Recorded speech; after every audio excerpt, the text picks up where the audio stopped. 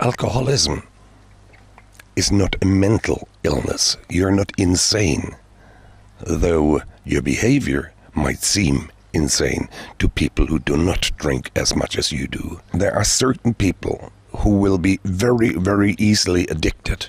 For instance, most of the ADHD patients, the attention deficit hyperactivity disorder patients, they are tremendously easy addicted to alcohol, to drugs, to gambling, to women, to whatever you call it.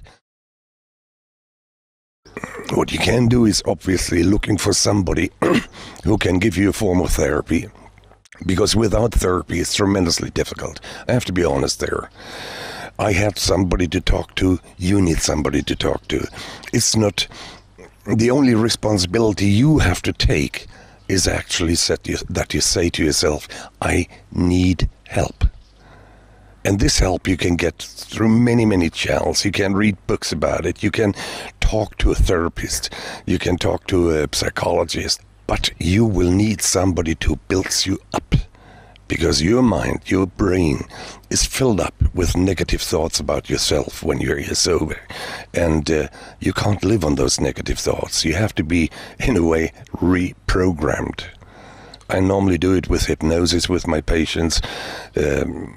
As you might know, I have the DreamWalk, where I actually put in some of this hypnosis and give some clues on what you can do, how to feel better. And if you take that every day, I think you just might keep away from the booze.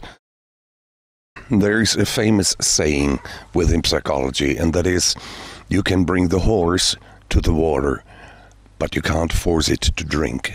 So my treatment is therapeutical, obviously. I help the patient to get a cold turkey or a detox, or whatever you might call it.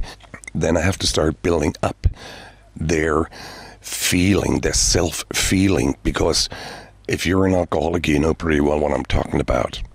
You feel you're not good enough. You're not sufficient. You're not a good husband. You're not a good father. You're not a good worker. You are not good enough. And when you are pissed completely out of your mind, then suddenly you have the feeling that you're the greatest guy in the world. And that is a feeling you want to have, obviously. So what I have to do, and every other therapist has to do, is building up this self-feeling inside of you. Making you feel like, yeah, I am somebody.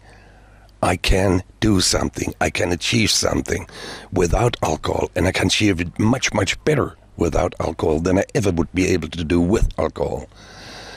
That is this feeling of I am in charge of my own life.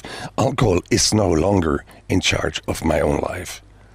That is a feeling that is so tremendously important for you and for everybody, alcoholic, drug addict, whatever you are. You have to have this feeling that nothing, no addiction is ever running your life, but you are telling what you want to do.